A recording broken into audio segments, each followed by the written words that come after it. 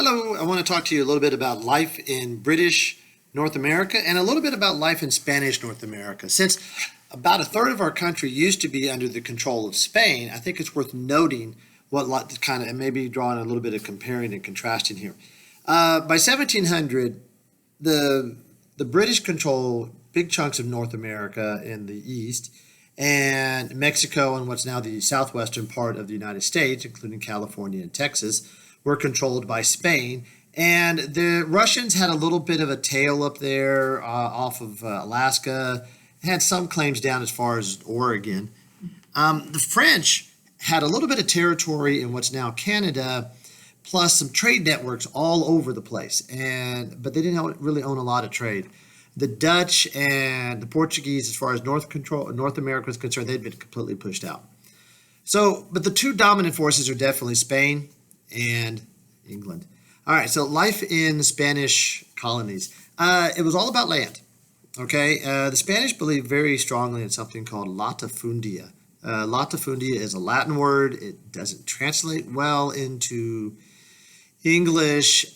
Basically, what latifundia means is that the only wealth that is really considered real wealth must have ties to the land. In other words, in order for a person to have honest wealth as opposed to kind of dirty money, that money has to come from either farming or from mining. And anything else is just kind of suspicious. So merchants are going to be viewed with a little bit of suspicion, whereas farmers and people who own mines, things like this, they're going to be looked at favorably. All right. And well, both of those are very labor intensive properties. And so you had to have a lot of workers. You had to have a huge number of laborers. And in order to do that, you're going to encourage a couple of things. Number one, you're going to encourage slavery. And slavery was definitely a thing in Mexico all the way down, although it was not as big as some places. Let me adjust this just a sec here. Okay.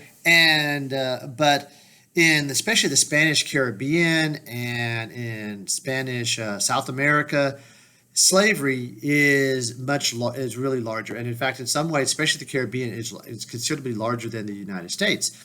Only about 3% of slaves actually end up in what's now the United States. The other 97% either end up in the Caribbean working on sugar plantations, or tobacco plantations, or they're going to end up in places like Brazil, where they're working in fazendu, and the word we get factory from, where again they're working with agricultural products. And it was very back-breaking labor. And so they used a lot of the slaves for that. They also used a lot of slaves in the mining industry. You went in there and you have the hole in the ground, and the big export is actually silver. It's not gold in Mexico. It's silver, which is much more important because there's a lot more of it.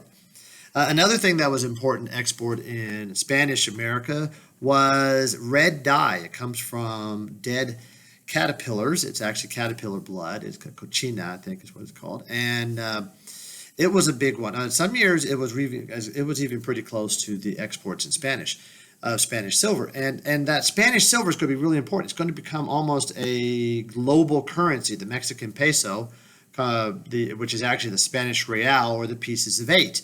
And they would get that name because it would be 30 grains, and they would cut it into 8 pieces, and hence the term pieces of 8. And if you've ever been a cheerleader or gone to a pep rally, you may have done the 2 bits, 4 bits, 6 bits, $1. All for Howard College, stand up and holler. Well, okay, that comes from that, where they would cut the coins into 8 pieces, and they would call them a bit, or a piece of 8. And the American dollar would later be modeled after that Spanish real, that Mexican peso, in terms of what size and purity of silver it is. All right, so but that latifundia, another way that they got laborers was something called the encomienda, another Spanish Latin word that doesn't translate well. Encomienda is a debt for taxes and services kind of thing. If you were a landowner, one of the things you could do is you could purchase an encomienda from the government. See, the government, the local Indians did not have a lot of money, and yet they were, and sometimes the poor Spaniards did not have a lot of money. And so they would be taxed, but instead of paying their taxes in silver or in something that was spendable, they would pay their tax in hours of labor. All right, so if you were a wealthy enough landowner in Spain, in Spanish America, you could purchase that encomienda, and basically you're giving cash to the government, and in exchange, these people who are paying their taxes in hours of labor will now work for you. Um, Whether it's fair or not is kind of inconsequential, but that provided a lot of the labor for the mining industry, especially, but also for improvements in the land. You know, if you're going to build a mine, you want to be able to get your product from the mine to the port, and so you would build your own road. Well, that was usually done with encomienda labor, and it wasn't a lifetime thing. It wasn't even a year-round thing. When you paid your taxes, maybe you paid your taxes, you owed the government 100 hours of labor. And so that might be 10 hours a week for 10 weeks, and then you're off the hook for another year. And so it became a way of providing labor in an area where labor is scarce, especially semi-skilled labor is scarce. And so that was another way that in the Spanish America that they provided that needed labor in order to get their crops and mining and everything like this done. Another thing that's going to happen during this time is there's going to be a real stratification in Spanish America, in that you have, based on what they call cleanliness of blood, limpieza de sangre. And for those of you who speak Spanish, I apologize. My pronunciation is terrible, and I know it. Sorry.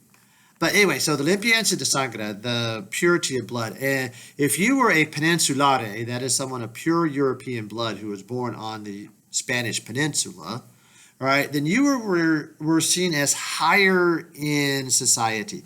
Any of the good jobs, they're going to go to you. All right, so the generals are going to be peninsulare, governors are peninsulare, the viceroy peninsulare, important guild masters, they're always going to be peninsulare, all right, because they're of pure European blood, and they're born in Spain and probably educated in Spain as well, come over as adults. And so they're considered higher up in society than the Creole. A criollo in Spanish, a criollo is someone who is of pure European blood, but born in the New World. And somehow being born in the New World corrupts your blood in the eyes of the Spanish and the Portuguese, and to a lesser degree the French. The English had something completely different. And so they had this idea then. So imagine if, like in the military, your colonels and your generals are probably going to be peninsulare. The rest of your officers are going to be Creoles. If you've ever had Creole cooking, that comes from the French Creoles. These are people of pure European blood that were born in Louisiana. And so they have that term, but it's not quite like the hierarchy that the Spanish had. And part of this is because of a trust issue. The Spanish didn't really trust people who were not born in Spain. And so Creoles were high up because they had that pure blood. And you could, trust me, you could purchase a certificate to prove you had pure blood. It wasn't quite as good as Ancestry DNA, I'm sure. It was basically your word for it. But you could show that slide. Hey, look, I am a limpieza de sangre. And so you could get that and be declared a Creole.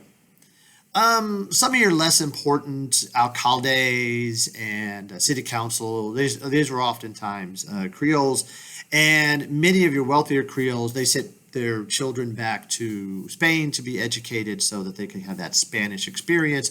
Although it is worth noting that the oldest university in the Western Hemisphere is in Mexico City. It was founded by the Spanish in the 1540s, and so they did believe in education here too. It's just the wealthier ones sent it, kind of like sending people to private school or something like this. I got to go to Harvard so I can have a funny accent, and that's what they did there.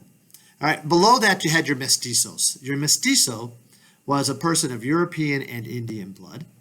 And once you're a mestizo, man, if your great-great-great-grandfather was a mestizo, all of his descendants are mestizos. You never get that purity of blood back. And they would be, well, the reality is after a while, they were the majority of Mexico. So much so that later a Mexican politician would actually say that the Mexico is the mestizo. And so that was kind of the majority average person was a mestizo, and they didn't necessarily always have the same rights and privileges, and certainly did not get looked up to in the same way that a Creole or definitely not a Peninsulate would look at it. And then below that you had your Indios and your Negros. That's the Indians and slaves, and they were both their rights were well, there were a lot less rights the the Creoles or even the mestizos. And so they were always looked upon as being ignorant or unworthy to do anything except labor and unskilled labor. You wouldn't necessarily go out of your way to teach them too much, except that you would expect them to be good Roman Catholics because you have an obligation to educate the Indians for so that they can be good Christians. And there was also an expectation that you would do the same thing for your slaves. So, all right, so that's what's going on in Spanish America. And so that this video isn't too long and hard to download, what I'm going to do is I'll do another one on British America. All right, until then, I'll talk to you later.